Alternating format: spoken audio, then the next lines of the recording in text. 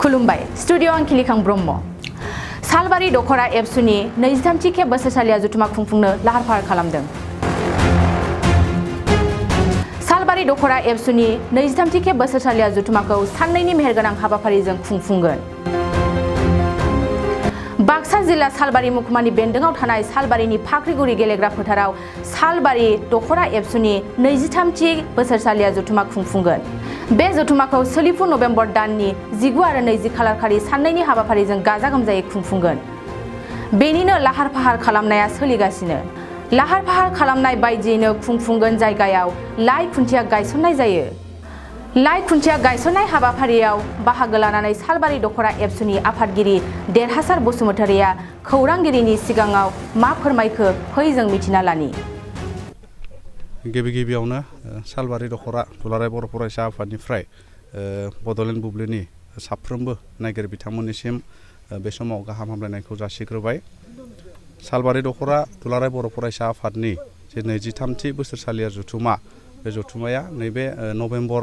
दाननिनो 19 आरो 20 खालाराव साननैनि मेहेरगोनां हाबाफारिजों जानो थांगासिनो दङ आरो बेनि असिलायैनो दिनै बानजाय आफादनि मानगोनां मासिगिरि लोगो मासिगिरि लिंथुमगिरि लोगो लिंथुमगिरि आरो सोद्रोमाफोर आरो लोगोसे बानजाय आफादनि गुबुन गुबुन दालाय आफादनि बिबानगिरिफोरनि नुजाथिनायाव आरो लोगोसे जोंनि दख'रा आफादनि बिबानगिरिफोरनि नुजाथिनायाव जि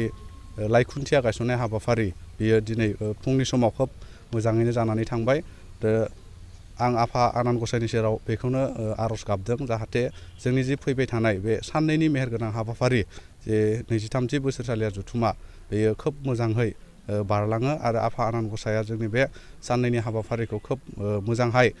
बोर सारस्रिनानै जोंनि साननाय हनायखौ जाफुंसार खालामो। आं बेखौनो आफा आनान गसाइनि सेराव आर'ज गाबगोन। जोंनि जे साननैनि 19 आरो 20 नभेम्बराव जानो गोनां दख'रा आफादनि 23थि बोसोरसालिया जथुमा बेयावहाय जोङो माखासे मोजां हाबाफारि जोङो रनसायनानै लादों। जोंहा 19 खालाराव जोंनि जि 23थि बोसोरसालिया जथुमा बेयो जागायगोन आरो जोङो 19 खालार खालि जोङो गिबि हाबाफारि बायदियै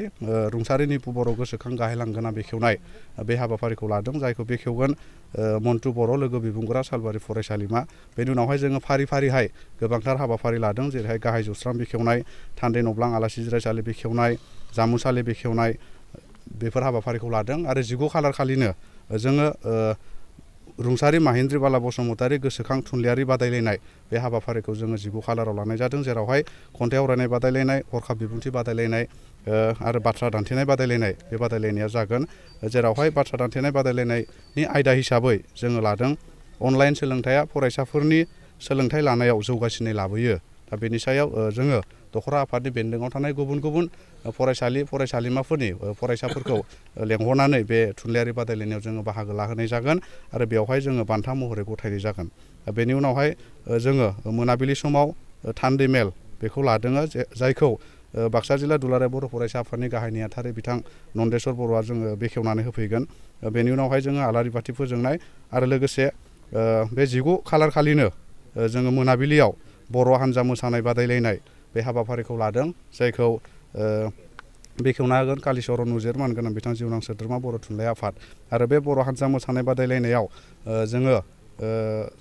सार्टिफिकेटजों लोगोसे राङारि बान्था जोङो बेयाव दोननाय जादों। बर' हान्जा मोसानाय बादायलायनायनि थाखाय जोङो थि खालामना लानाय जादों। बेनि उनावहाय 20 नभेम्बर अर्थात जोंनि जोबथा सानखालि जोंहा फुंबिलिनि समाव गोलाव खारनाय बादायलायनाय बेयो जागोन जायखौ दिपक बर' लिंथुमगिरि बानजाय आफाद बिथाङा बेखेवनानै होगोन। बेनि उनावहाय गोथार आर'ज गाबनाय आफादनि फिरफिला बिर होनाय आरो लोगोसे मुंख्लंफोरनो बिबार बावनाय बेफोर हाबाफारिया जोंहा फारि 20 खालार खालि जालांबाय थागोन। बेनि उनावहाय बिफां गायनाय हाबाफारिबो जोङो लादों जायखौ सालबारि VCDCनि मासिगिरि बिथां बिमल बसुमतारिया गायजेननानै हाबाफारिखौ बेखेवगोन। बेनि उनावहाय फिन सानजौफुनि समाव 10 रिंगायाव जोङो रुंसारि माहेन्द्र बाला बसुमतारि गोसोखां थुनलाइयारि बादायलायनायनिनो मोनसे आयदा सोंगाब बादायलायनाय बे बादायलायनायखौ जोङो 20 नभेम्बराव फिन लाफिननाय जादों। बेनि उनावहाय जोंहा 1 रिंगानिफ्राय गेवलां मेल जोंहा जागायगोन जाय गेवलां मेलाव बेखेवगिरि आलासि महरै बाहागो लाफैगोन बाक्सा जिल्ला दुलाराय बर' फरायसा आफादनि मानगोनां आफादगिरि उमेश दैमारि आरो बराय बिबुंथि जोंहा होगोन बानजाय आफादनि मानगोनां मासिगिरि सांगाराम बर' आरो बेनि उनावहाय जोंहा जोंनि जि सालबारि दख'रा दुलाराय बर' फरायसा आफादनि जि खुगा लाइसि गोहोम नैबे ब्रैथि बिसान खुगा लाइसिखौ बे सानखालि जोङो बेखेवनो लाहार फाहार खालामनाय जादों आरो जोंहा बे गेवलां मेलाव गाहाय आलासि महरै बाहागो लाफैगोन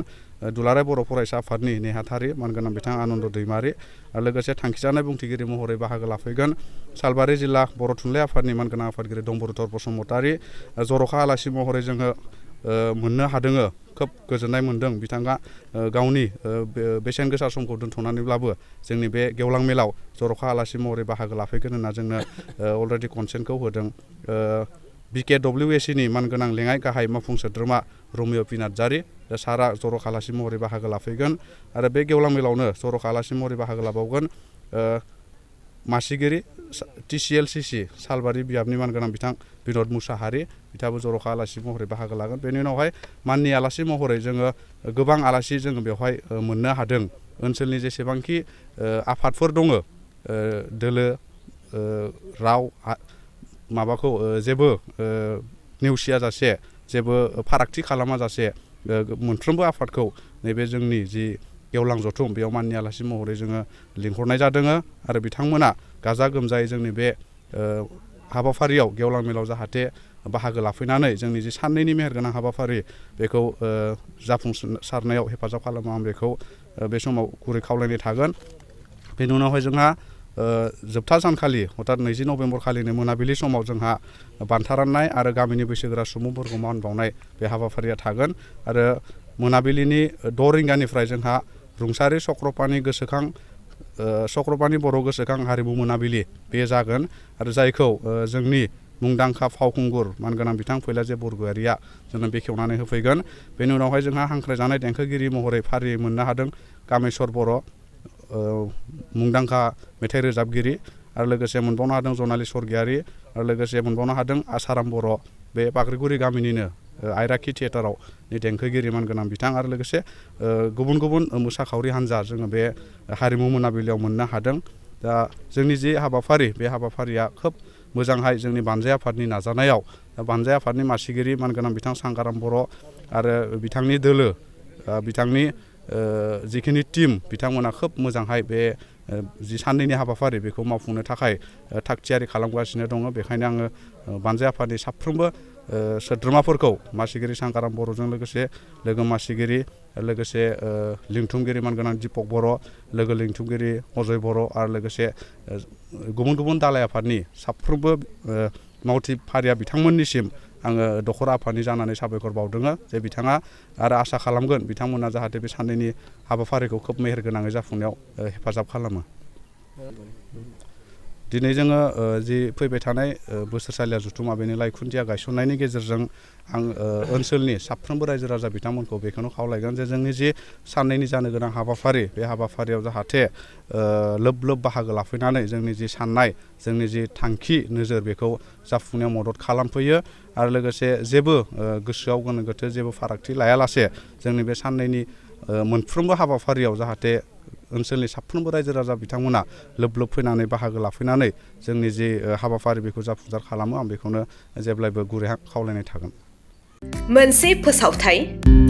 क'क्राझार जिल्लानि सिङाव थानाय दा रियेलिटी पाब्लिक स्कुलाव पाब्लिक रिलेशन अफिसारनि गोनांथि जादों गोसो गुदुं बिजाथिफोरा थाबैनो जगाजग खालामनो हागोन पाब्लिक रिलेशन अफिसारनि थाखाय बिजाथिया इंराजि आयदायाव MA खालामनाय जानांगोन नङाब्ला मास कमिउनिकेशन एन्ड जार्नालिज्म आयदायाव MA खालामनाय जानांगोन बिनि थाखाय जेबो एक्सपिरियेन्सनि गोनांथि गैया डिग्री गोनां बिजाथिफोरा बयबो एप्लाइ खालामनो हागोन दान बान्थाखौ 15,000निफ्राय 20,000सिम होनाय जागोन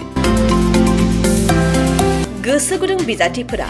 reality.publicschool@gmail.com आव मेसेज हरनो हागोन नङाब्ला 9435293000 जानबुं अनजिमायाव जगाजग खालामहरनो हागोन